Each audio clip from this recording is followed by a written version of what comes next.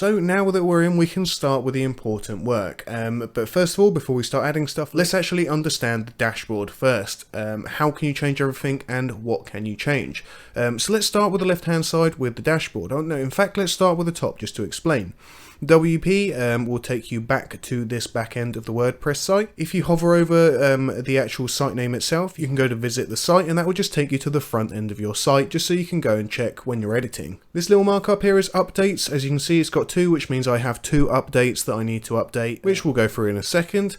Next up here is comments. You're given how many comments are on posts. If you have any new comments, it will show up there. If I have 2 comments, it will also say 2, like the upgrade button. You have a choice here to quickly start up a post, media, page, or user. You have your WordPress mail, SMTP, and Draft Plus. What will often happen here is certain plugins will get put along the top, sometimes security plugins or analytics, just to give you a quick shortcut area to be able to check it out. So now that we've seen that, and of course we do have the login, logout area over here, you can also edit your profile straight from here. Your main dashboard will basically just have a mixture of stuff. Once you do start it up and you start adding plugins, they will pop up on your main dashboard. You might have a little clip of analytics, a little clip of how many people have viewed your posts, or whatever other plugins you've added. Next up we have posts, and you have a few selections from this post section. So if you hover over post here, we're going to have all posts. So this is all posts that you created. To explain posts a little bit, basically you have pages or posts. A home page, an about us page, that isn't a page. Of course it's going to be a static page, it just stays there and you can add it to your menus, and it's more of a permanent fixture. A post is more like a Facebook post, an Instagram post. It is still a permanent feature, but you can keep updating it, and almost like a social feed, your newest post will go first on your posting page because you have a specific posting page. So every time you create a really engaging blog or put out some information about your website, it will get put on a certain page. This is split up into all posts, add a new post, categories for posts, because once you do categorize all of your posts, you can then display it really nicely with a menu. For instance, if you have a fitness and you might have back exercises, you might have leg exercises, you might want to categorize all your posts and then make a menu. So then you can go on all exercises, go onto the drop down, and then it will give you the choices of what posts you want to look for, whether they be leg related, arm related, general fitness, and so on. Media, of course, is where you're going to upload your media. Here you've got the library of your media, and here you've got add new. If we go to add new, you're going to be able to upload something. You can select a picture, you can drag it onto there, or you can go onto select files and pick your picture. This media will stay on your WordPress site, so you can keep using it. So let's say, for instance, you upload your logo to your media, you can then keep using it whenever you make a page or a post because it's in your media ready to use. Not only that, it's actually a really neat way of being able to upload zips for people to download, because you can upload a zip or another file to here. You'll then get given a link which you can then give out in use of a button or a pressable link, and people can download stuff straight from your site. Next up we have pages. Now if we go to all pages here, it will show you all our pages.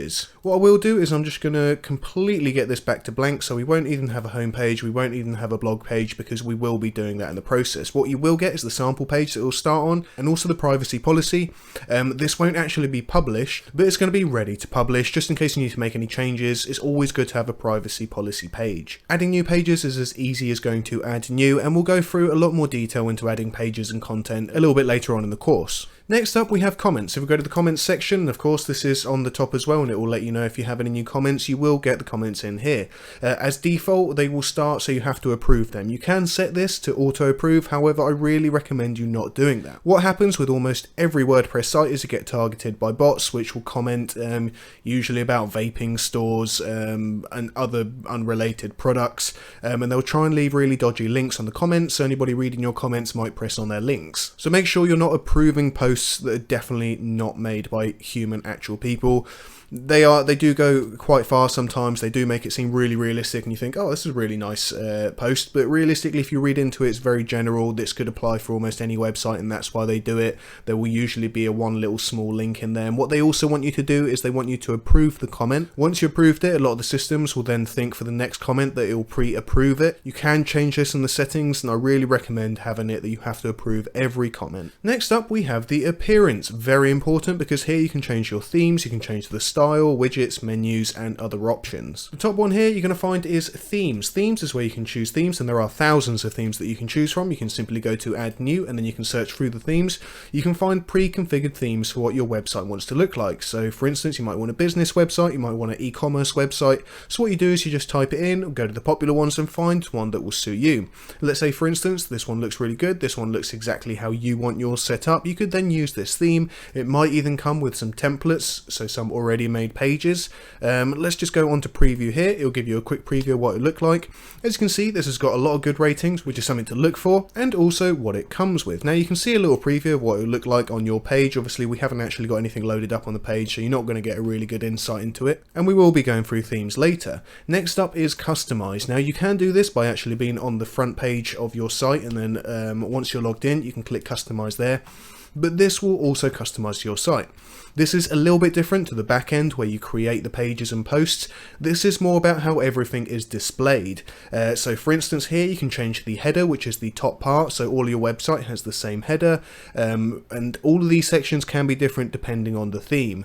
Let's say for instance you have one theme, it might have a footer builder, the other theme might not. So it's always good to check out your themes first, see which one you like, see which ones has the features that you need, and then select it. From here you can add stuff like your menus, your widgets. Widgets are these little side areas here, so you can add other features to the right hand side of the page. You can also change that to the left. You can add widgets usually along the bottom of the page and many other places. By menu I mean stuff like when you go to the top and you find a home, a blog, other pages. That is done with a menu, and of course we'll be making an entire menu ourselves, so you can follow along with that later in the course. Either way, the customize is going to be a lot of how you actually move everything around, how it seems like, rather than the actual content created, it's more showing the content that you have created, and how it's going to look like on the front of your website. And to come off of this, simply press the X and we're going to go back to the back end of WordPress. Right, now with that over, we've got our widgets and our menus, which we spoke about just now. This is just another way to access that area, and it will take you back to the customize page, just in the particular section for menus and widgets. After that, for my theme I've got Astra options because that is my theme. If you have a different theme it's going to give you a different theme. Something that I will talk about is the fact that Astra, when you first start you're going to be given the Astra theme, and this is really good if you want to completely design your own one. So whether you want to change all your layouts, a more custom way of building it. It also works well with other page builders. One thing that can happen is with themes is that you might be limited. So a theme might only allow certain features, it might only allow certain blocks in certain areas.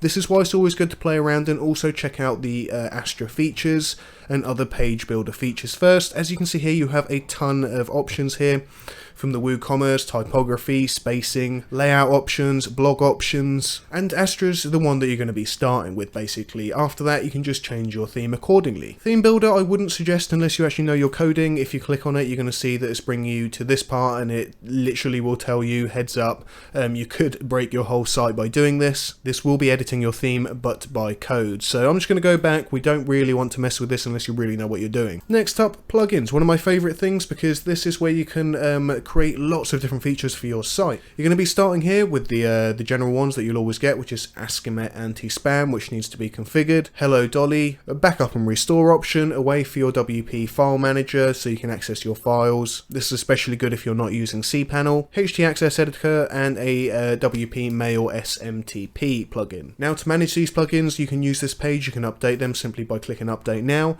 You can choose whether to auto update them or enable auto updating. You can do bulk actions by selecting a few of them, go to bulk action, and then you can check out your options here and then hit apply. And of course you can go to add new plugins so you can find other ones. Let's say for instance I want to create a form. I'm just going to create form here, press enter, and it will find me some sort of form plugin that I can use. As you can see here we've actually got quite a number of them. To install plugins you go to install and then activate afterwards. Make sure that it's compatible with your version. It will say here with a little tick. It doesn't mean that non-compatible ones definitely won't work. It means that it just hasn't been tested yet. Again, with the plugin editor, just like the theme editor, it's going to be using the code, so don't really go to that unless you know what you're doing.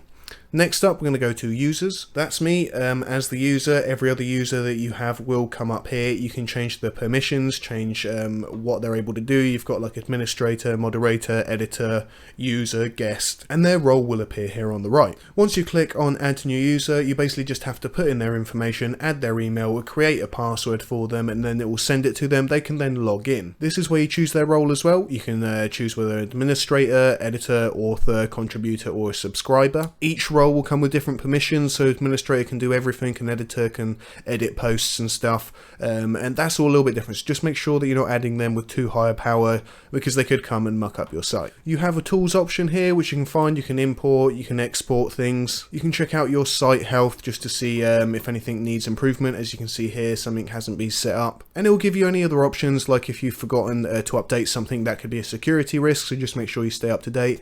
Don't leave extra themes that you're not using. Then we're going to make our way down to settings. Here in the settings, we will actually be doing a couple of things which I always suggest doing first for the WordPress site. I will probably mention this twice, I just don't want anybody to miss this out because it's quite important. So once you get started and you go to your general settings, it's going to start and it's going to say HTTP. It's also not going to include the www dot right there. So what we're going to want to do is we're just going to want to add the S right here. We're going to add the S there, so it is HTTPS. We're also going to add the www dot previous to the domain, and then we're going to go ahead to the bottom and we're going to hit save.